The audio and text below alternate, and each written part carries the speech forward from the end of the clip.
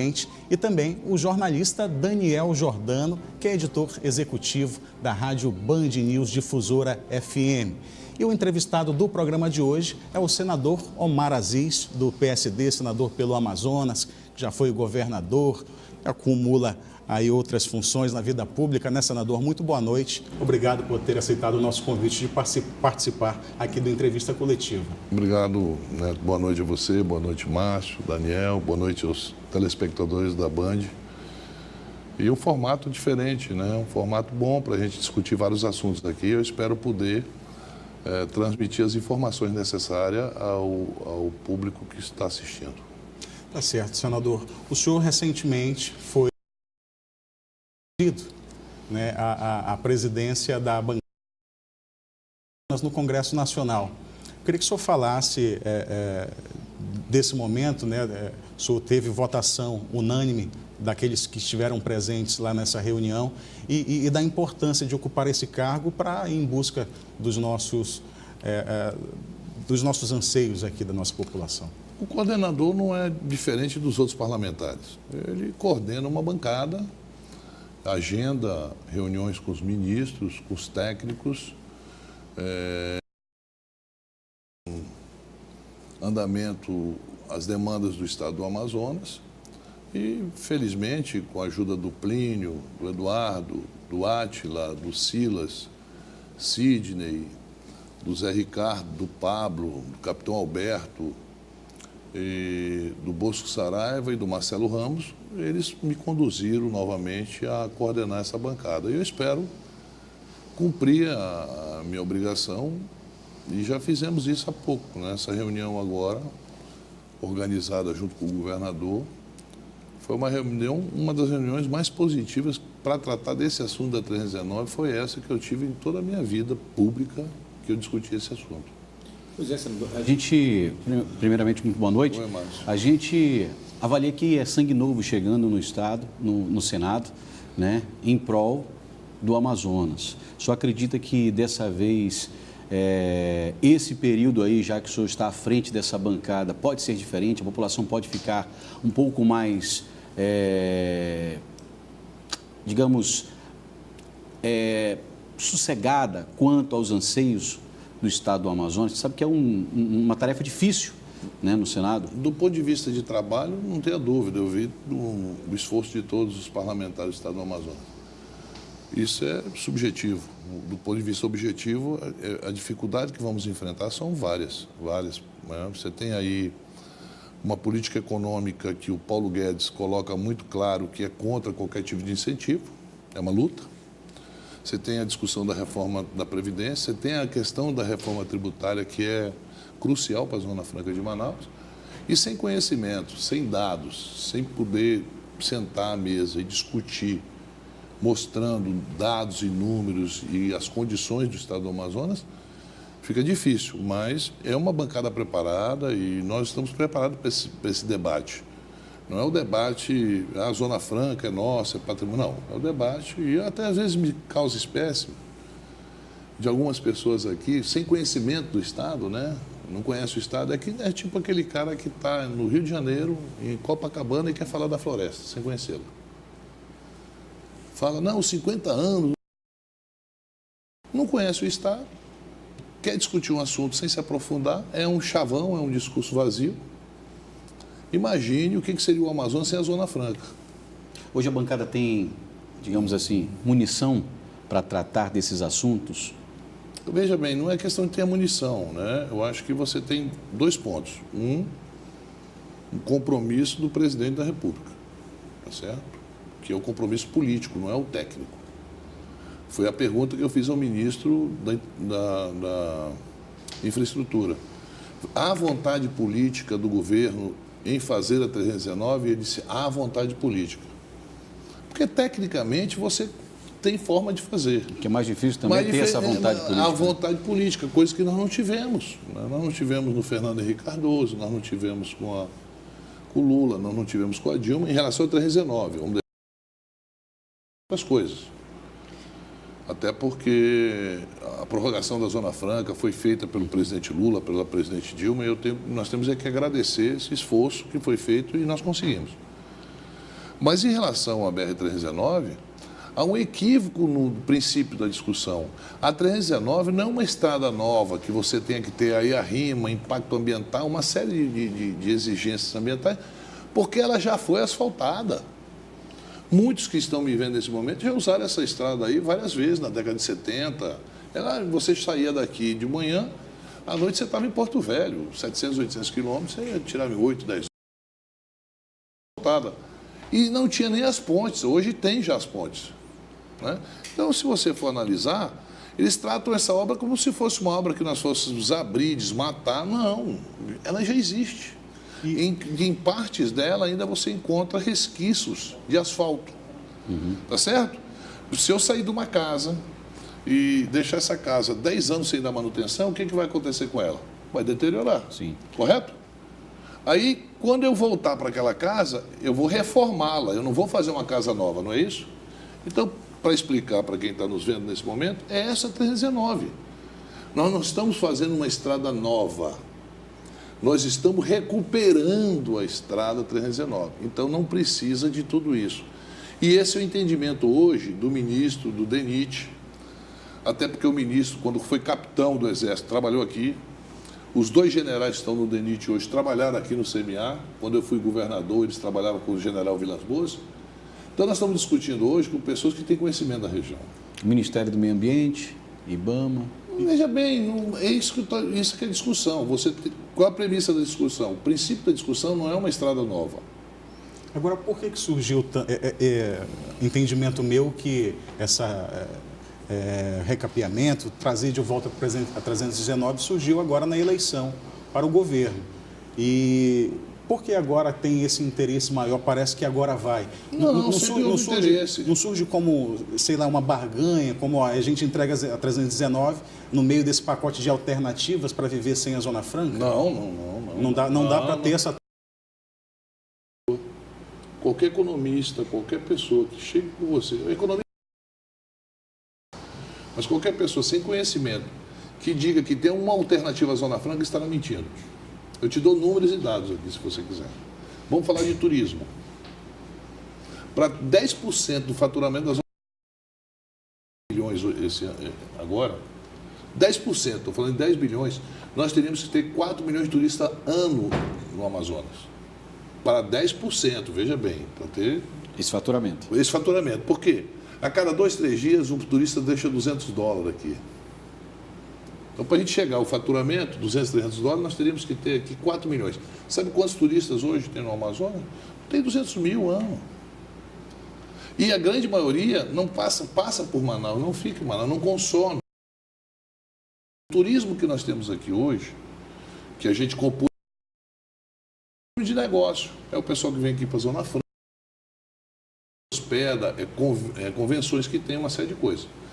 Então, quando as pessoas falam assim, não se fez turismo, piscicultura, setor primário, a região amazônica, o Amazonas tem 1,5 milhão de quilômetros quadrados. 1,5 milhão. Cada calha de rio tem uma vocação. A cultura das pessoas. Eu vou perguntar para vocês 3 aqui, para qualquer um que estiver aqui, e para quem está me vendo nesse momento. Você viaja, passa 10 dias, mas quando você volta, a tua cama não é a melhor cama do mundo? É ou não é verdade? Claro. É ou não é? Você não sente falta da tua... É o teu habitat. Não adianta você querer trazer o índio e botar em outro lugar. O habitat dele, a gente tem que respeitar. É o habitat dele, da onça, do macaco. Você não muda essa pessoa, ela não vai estar bem. A gente pode usar esse exemplo também com a situação do jacaré aqui, que é pouco usado na culinária e tem tanto em alguns lugares. Sim, mas mas você tem que fazer investimento, aí tem que ter empresário. Não é o Estado é o mau gestor. Tudo que o Estado gere tem corrupção, tem problema. Petrobras. É possível você prejuízo com a quantidade de petróleo que nós temos? Mas é o Estado. E aí tem aquelas pessoas que defendem a privatização e tem aquelas que defendem a estatização. Né? A gente tem que defender o que é melhor para o povo. Então, veja bem, nenhuma economia no interior do Estado vai surgir. Vamos voltar aí, você tem uma ideia, no auge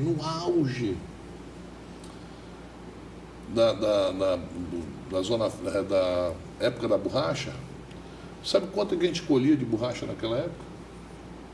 3.000 toneladas de borracha. Era o auge. E quem colhia aquela borracha? Não eram os nativos, eram os nordestinos, tanto é que tem um soldado da borracha. Eles vieram para cá no início da Segunda Guerra Mundial, para fazer esse serviço. Porque o nativo não se acostumava a fazer isso. Então, você acredita que essa questão da produção do setor primário, ela ainda é muito, digamos, primária, na verdade? É aquela produção de sustentabilidade, onde o caboclo produz para o próprio sustento? Não há essa produção profissional no interior do estado? Deixa eu dar um exemplo aqui para você, curto. Sul do Amazonas, Matupi. Nós temos uma indústria lá, uma belíssima indústria de laticínios. Iogurte, queijo, uma série de derivados de leite. O queijo que sai de Matupi fica entre Apuí e Humaitá, no quilômetro 200. Você tem 400 quilômetros entre Apuí e Humaitá, tá certo? No meio fica Matupi. Matupi que fica ali, que por incrível que pareça não é nem de Humaitá nem de Manicoré. É uma região de Manicoré, tá? Manicoré é um dos maiores municípios que nós temos. Inclusive está sofrendo também com relação à estrada, né? Sim, não, todos. Ali você pega a 230, não funciona, toda ela no barro, né? Você pega a 230 que sai de Humaitá, vai até Lábrea, ela está toda... outro problema. Outro problema. Você tem o 163 que eles estão vendo agora, você tem a 319, a 364, tem várias estradas que nem se tocava no assunto, que agora que nós estamos tocando. Para trazer o queijo de Matupi ou de Apuí para Manaus, o custo é maior do que trazer de Minas. Olha só.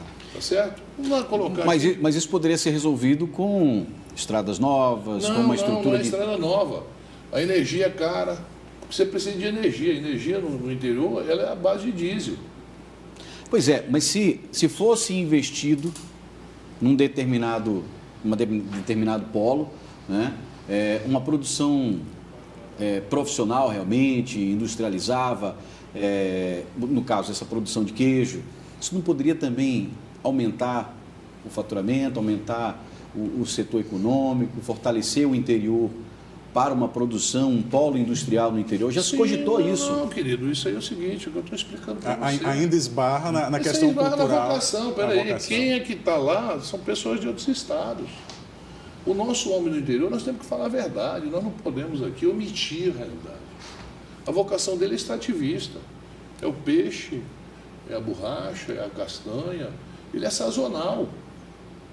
O cara é 4 meses pescador, 3 meses ele é seringueiro, 3 meses ele planta lá a mandioca para fazer a farinha, é tudo sazonal. Por isso a Zona Franca veio a calhar, né? Você não tem aqui nem um açaí, veja bem, que eu garanti a compra de todo o açaí do Amazonas com aquele acordo que eu fiz com a Coca-Cola, que eles fazem aqueles produtos que valem, né, que vendem no Brasil todo. Nós temos que, a Coca-Cola tem que importar açaí do Pará. A açaí é extrativista, não é plantada. Para você plantar o açaí e ele dar uma eca diferente que não seja chuva, você tem que ter irrigação através de gotejamento, porque ela só vai, e ela dá depois de 4, 5 anos. Quer dizer, o açaí não dá do dia para a noite. E ele precisa de água. Senador, o Entrevista Coletiva vai agora fazer o primeiro intervalo. Daqui a pouco a gente volta com essa Omar Aziz, do PSD.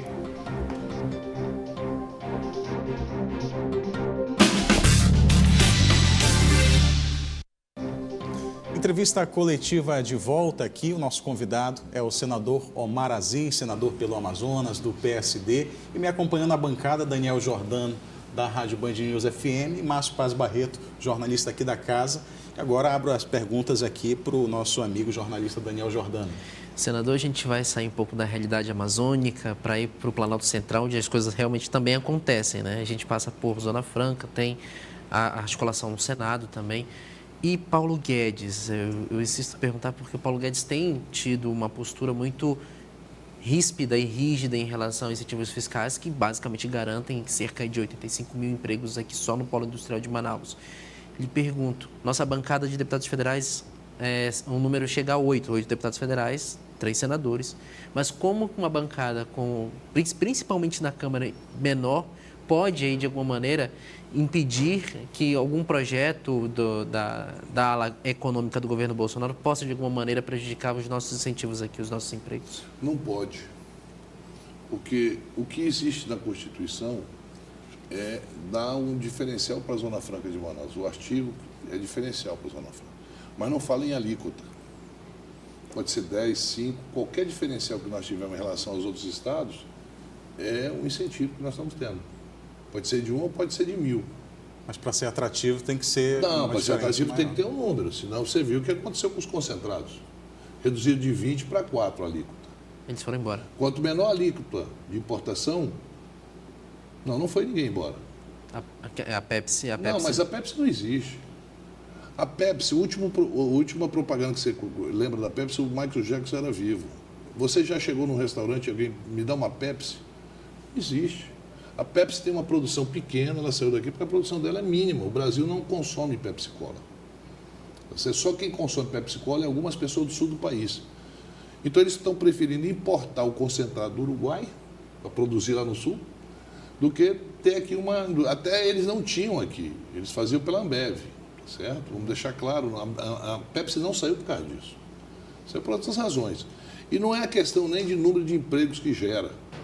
É emblemático. Você ter uma Coca-Cola aqui é um atrativo para qualquer outra empresa. Se a Coca-Cola está aqui, a Samsung está aqui, a LG está aqui, a Honda está aqui, a Yamaha está aqui, o empresário mundial, ele diz, lá tem futuro, porque senão essas empresas não estariam lá, correto? Você não compra uma casa num condomínio, você vai saber quem está lá. Diz, não, fulano mora lá, então deve ser bom, eu vou para lá. Mas tem que segurar esse precedente de ter esse controle. Isso não precedente. Ali foi uma punhalada. Porque o Temer não conseguiu conter os caminhoneiros, teve que reduzir e já voltou tudo ao normal, porque não deu em nada, correto? Até porque você não tem como regular o preço do combustível. É impossível, até porque ele é dolarizado. Se o dólar cai, o preço do combustível tem que cair, porque nós importamos muita gasolina, muito diesel. Nós não somos autossuficientes para o nosso mercado. A maioria da gasolina consumida em Manaus essas empresas que são revendedoras aqui, elas importam de outros países a gasolina para vender aqui em Manaus. Agora, senador, como... Fugindo dessa parte também da isenção fiscal, tem a questão da reforma tributária que também a bancada federal tem que ficar de olho, mas como, de alguma maneira essa bancada impedir ou então de uma política... Através de negociação. Articulação política. Articulação política. Passa pelo presidente do Senado e da Câmara? Passa pelo presidente do Senado, da Câmara, passa pelas comissões. Comissão de Assuntos Econômicos. Com certeza absoluta. E passa principalmente pelo presidente da República. O seu partido vai indicar o nome, né? Essa votação ocorre até quando? Bem, é um negócio complexo. Que passar pela comissão que eu estiver presente, é lógico que eu tenho um projeto de Zona Franca do Espírito Santo comigo. Vai passar? Não. Eu sou o relator, como é que vai passar? Seria inconstitucional, né? Não, é inconstitucional. Hoje não dá mais para criar. Se os caras estão querendo acabar com essa daqui, vão criar outras? Não. Não é coerente. Não é coerente. Então, veja bem. Então, os parlamentares de outros estados, para querer fazer um projeto para o estado deles, para dizer que estão fazendo alguma coisa, todo mundo inventa uma Zona Franca. Zona Franca de Brasília tem projeto para Zona... Tem 18 projetos de Zona Franca. 18 projetos de Zona Franca. Senador, o senhor é conhecido como um grande articulador. Provavelmente um ponto positivo e deve estar usando desse fator aí para justamente aí alinhar algumas situações, inclusive essa de presidir aí a Comissão de Assuntos Econômicos. Qual é a expectativa que se tem do senhor assumir realmente essa comissão? Veja bem, o meu partido vai me indicar para essa comissão e cabe a presidência dessa comissão ao nosso partido. E a pessoa indicada para presidir essa comissão sou eu. Já existe esse acordo já está feito, então eu espero até quarta-feira que seja votado dentro da comissão, porque você indica e os membros, que são 27 membros da comissão, é que votam no presidente. Eu espero que tudo dê certo até quarta-feira, espero que a gente não tenha nenhum percalço aí. Mas quando você fala em articulação política, veja bem, o presidente da Câmara esteve aqui em Manaus, almoçou comigo, com os deputados federais, o Rodrigo Maia, assumiu um compromisso com a Zona Franca, deu entrevista aqui para todo mundo, assumindo esse compromisso. E o Davi Alcolumbre, presidente do Senado, esteve aqui em Manaus, há uns 20 dias atrás, veio me pedir o apoio. Nós tivemos uma reunião na minha casa, eu, Davi e Plínio Valério, e ele assumiu esse compromisso. Tanto é que a votação acabou, a primeira gravação que ele deu. Vocês não tinham visto nenhum pronunciamento do presidente do Senado, a não ser aquele lá sentado à mesa de presidente. Ele agradeceu ao povo amazonense, agradeceu o meu voto, o voto do Plínio, e se comprometeu com a Zona Franca. Então, nós temos o presidente do Senado, o presidente da Câmara, tem os senadores, tem os deputados federais. Nós estamos com uma boa trincheira. Aí, subsidiar tecnicamente essas pessoas para a gente debater. O debate não pode ser preserva, não sei o quê, porque não é esse pensamento. Não é evasivo, não é. Você não tem qualquer coisa que te digam hoje, por isso que eu discordo daqueles que vêm com um discurso das pessoas que são contra a Zona Franca. Está 50 anos, não fizeram nada. Peraí, não fizeram nada o quê, rapaz? Que conversa? Manaus tem 2 milhões de habitantes. Manaus, na década de 70, era um pôr de lenha. É isso. Sua relação com o presidente Bolsonaro? É muito boa. Ele me ligou, eu conversei com ele demoradamente, coloquei para ele a nossa preocupação em relação à questão do imposto de renda, que tinha saído um decreto lá. Ele disse, não, eu já mandei resolver. Eu disse, presidente, a Sudene tem 27 senadores, a Sudan tem 18. 27 com 18 dá 45. É impossível o senhor aprovar qualquer coisa contra 45 parlamentares. Por quê? Porque os incentivos dados de 75% de redução de imposto de renda para as empresas do Nordeste é a Sudene e o Norte é a Sudã. Vai brigar com 45 senadores? Não governa. Ele disse, não, eu já pedi para o Onyx. Eu falei, presidente, tem umas demandas aqui do Estado, são demandas que nós estamos sofrendo há muito tempo, que eu queria levar a bancada e o governador do Estado, o governador Wilson Lima. Eu disse, não, Mário, eu vou viajar para Davos, depois eu vou fazer a cirurgia, assim que eu voltar, vamos conversar, vamos tomar um café e vamos marcar essa reunião. O que eu quero levar ao presidente são coisas simples, factíveis. Uma delas é a 319, que nós estamos discutindo. Um porto que tem um projeto na Manaus Moderna de 350 milhões, nós temos 2 milhões de passageiros no Amazonas por ano. E nós não temos um porto. Você, quando vai embarcar uma senhora deficiente, um homem deficiente, uma idosa, um idoso, ele tem que andar naquelas pranchas que eu andava quando era menino. A gente saía correndo ali, caía na água. Você lembra que a gente rolava naqueles tocos? Porque eu sou dessa época, eu sou um pouco mais velho. Ainda tem que pagar R$5 para ainda passar essa ponte. Tem. E ainda paga não sei quanto para aquelas balsas que estão estacionadas ali. Num tratamento subhumano. Quer dizer, nós temos um projeto de 350 milhões, que foi feito na época que eu era governador, com o DENIT. Eu falei agora para o ministro, o secretário de Infraestrutura do Estado e o governador levaram o projeto, porque nós tínhamos uma cópia desse projeto. Nós temos que fazer algumas adequações, mas a Manaus Moderna precisa do porto. Nós não podemos mais depender somente do Passarão. Não, pai, veja bem, isso aqui não pode ter monopólio. O senhor acredita que esses assuntos, esses problemas... problemas... Com esse governo, sim, e com esse pensamento, sim. Veja bem. Podem sair realmente do papel, porque são assuntos antigos, problemas antigos. É uma coisa até delicada de se tocar, mas vamos falar de Brumadinho. Foi falta de lei? Vocês lembram, nós não conseguimos fazer 1 metro de estrada aqui no Amazonas, porque ambientalmente a gente não conseguia. É ou não é verdade? Hã? Vetou esse projeto. Vetaram, né? Você acha que não houve estudo de impacto ambiental ali? Não houve tudo? Como é que pode ter um alojamento na jusante da barragem? E aí a gente volta para aquela questão da vontade política. Esse governo tem, pelo menos eu estou vendo. O Mourão. O Mourão foi comandante do SIGS, é o vice-presidente, foi comandante do grupamento de São Gabriel da Cachoeira. Heleno foi comandante militar da Amazônia, tem uma ótima relação, cansei de jantar com ele na casa dele, eu era vice-governador.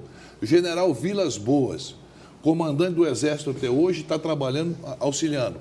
Vários generais, vários Amazônia são favoráveis, é mais diferente. Agora nós temos que... Qual é o the after disso tudo? Quando eu coloco para você, é o seguinte, nós temos que fazer exploração mineral, temos que fazer sustentavelmente. Não adianta, na marra nós não vamos fazer. Não pense que o governo atual, ou qualquer outro governo, vai chegar e vai dizer, não, vamos acabar com a demarcação indígena. O mundo cai em cima da gente, vamos receber sanções, correto? Não é assim. Parece fácil, mas a articulação das ONGs, as articulações de antropólogos e dos próprios indígenas, mundialmente, é muito grande. Então, não dá para a gente querer ser os Estados Unidos. Uma coisa é a gente berrar com Cuba, com a Venezuela, correto? Outra coisa é a gente querer berrar com a França, com a Inglaterra, não é bem assim. Os Estados Unidos, não, ele berra com qualquer um, mas é os Estados Unidos. Uma sanção de um país que está entre aqueles 5 que tomam as decisões na ONU, cria um problema para os nossos agronegócios, cria um problema para as nossas commodities, cria um problema para toda a exportação brasileira, que hoje nós somos superavitários porque nós ferro de minério, soja, gado, laranja, todos esses produtos que são produzidos principalmente na região centro-oeste. Você viu que a crise atingiu a gente brutalmente aqui durante 3 anos. O centro-oeste e o Pará não tiveram problema de crise, não. O Pará tem 12 milhões de cabeças de gado, tem minério, tem commodity, exporta, correto? Goiás, Tocantins, Mato Grosso do Sul, parte do Rio Grande, porque o Rio Grande também perdeu muito nessa coisa. Senador, então, agora, aqui na Zona Franca nós tivemos problema, por quê? Porque nós vendemos para o consumidor brasileiro. O consumidor brasileiro não tem dinheiro, ele não vai deixar de pagar a faculdade da filha ou o aluguel da casa para comprar uma televisão nova, correto? Temos 1 minuto para encerrar. Agradecer desde já o Daniel Jordano, agradecer o Márcio Paz Barreto. Deixar essa última pergunta, então, para o Daniel, que ele ficou frustrado aí com o fim do programa. Daniel, pode fazer a última pergunta? Já peço que o senador faça a despedida. A última pergunta, senador, em relação, a gente falou de economia e tudo mais, mas a gente também falar de política. O senhor disse que o governo Bolsonaro o senhor tem uma boa relação com o governo Bolsonaro. Não, dizer que tem uma boa relação, eu conversei com ele, coloquei, né? Agora, como é que ficam as articulações para 2020 no cenário municipal? Nós temos eleições daqui a 2 anos. Muito cedo. O senhor acha cedo? É muito cedo. Eu acho que existiu um movimento que eu fui o governador mais bem avaliado da história do Amazonas. Saí com uma avaliação boa. Fiz um governo que particularmente me orgulha bastante. Governo bom, que beneficiou 30 mil casas, ronda no bairro, segurança pública, na área de saúde, clínica de reabilitação. E você vê que a performance eleitoral não condiz com aquilo que eu fiz. Porque era o momento da renovação, o momento do novo. Nesse momento então, eu não sei se daqui a 1 ano e meio vai estar esse movimento do novo, correto? Porque é o seguinte, eu acho que esses movimentos, ele é que nem nuvem, filho. Hoje está um temporal aqui, amanhã está um solão. Então, não é uma coisa, ela é muito dinâmica. Então, fazer uma avaliação daqui a 2 anos é muito difícil. Nem que eu fosse mãe de Ná e tal. Se eu fosse, eu ia ganhar na loteria, não ia estar aqui falando. Senador, muito obrigado mais uma vez. O entrevista coletiva eu agradeço, fica por aqui. Neto, Márcio, Daniel, e à sua disposição. Qualquer assunto importante, se vocês quiserem ir a Brasília ou aqui, eu estaria à disposição de vocês. Muito obrigado. Domingo que vem, a partir de 11h30 da noite, temos outro entrevistado aqui na entrevista coletiva, com outros convidados. Eu aguardo você até lá. Você, né?